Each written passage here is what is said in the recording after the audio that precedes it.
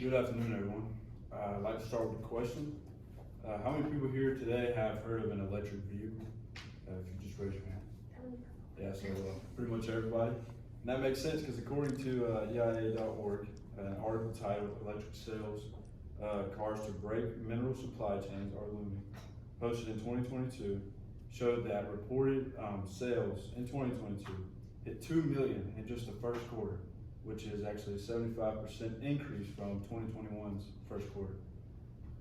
Today, I've spent many hours researching the history of electric vehicles. It's something that interests me, and today as it grows in the popular field.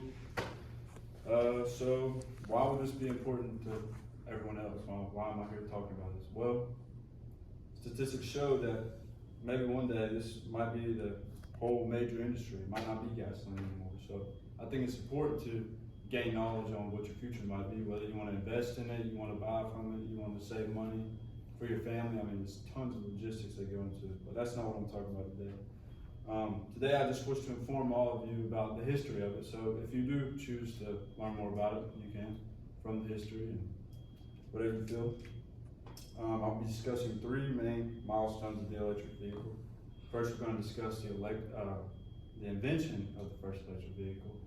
Then we will discuss the first commercially sold electric vehicle and current policies that are surrounding electric vehicles. So let's begin with the invention of the electric vehicle. According to an article titled A Brief History of Electric Vehicle, published in 2022, electric vehicles have been around since the early inventions of electric machines, dating prior to Civil War. The article goes to explain the reasoning of why was the electric vehicle needed. It claims that hazardous waste was coming up from horse manure due to all the horse-drawn carriages, which released the toxic chemical methane gas into the atmosphere. So this was mainly an issue in large cities because that's where most people could afford a horse. So in 1898, a meeting was held in New York to discuss if means of furthering the expansion of electric vehicles should be in place. They eventually ruled that the workhorse could never be outworked and that electric vehicles at the time were useless. They soon faded while the steam engine began to gain its popularity. Although the electric vehicle has begun to fade in popularity, that brings us to the next point, which we'll look at the first brand to commercially sell an electric vehicle. That brand would actually be General Motors, which is shocking in some ways, but they created the EV1. In an article titled Manufacturing Marvel, GM launches the EV1, published in 1969. The article states that the EV was the first GM car, actually. Before this, GM was a mothball factory, so they didn't really have any assembly lines, they had nothing. So whereas most could get a car out pretty quick, it took them about 4 times as long. This did not stop them though. However, the EV1 began in 1990 with a $350 million investment. The article claims EV could go 0 to 60 in 9 seconds with a charge time of 12 to 14 hours. Both at the time were very incredible and groundbreaking due to this was the first electric car. However, the charge time would be a major contributor to the EV downfall. The article integrated supply chains of batteries, electric vehicles, and charging infrastructure, a review of 3 milestone projects from the Theory of Constant, published in 2021, gives us more insight on the downfall of the EV1 car.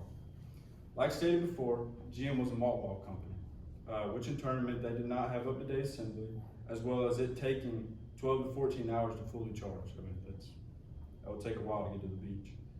The article goes on to say that GM began to feel the pressure from this. In order to help, they tried to quiet the EV. They tried to increase things such as customer service, and they tried to actually replace the battery. A battery that would allow them to let the car run longer and a shorter charging time. The state that EV used the battery, called NIMH, GM's hope was the battery plants could soon find a way that allowed them to, like I said, increase the runtime and shorten the charging time. However, it was ruled out that this could not happen because a harmful liquid that's actually in batteries kept getting into the environment and they had to shut down. In 2003, GM was forced to stop production of EV1 due to the lack of sales as well as repair costs. GM then recalled all EV1 cars. It is no question that the EV1 paved the road for the new electric vehicles we see today, like Tesla, Rivian. However, more sustainability and technology, they are becoming more and more relevant. This brings us to our final topic, the current circulating laws and regulations around electric vehicles.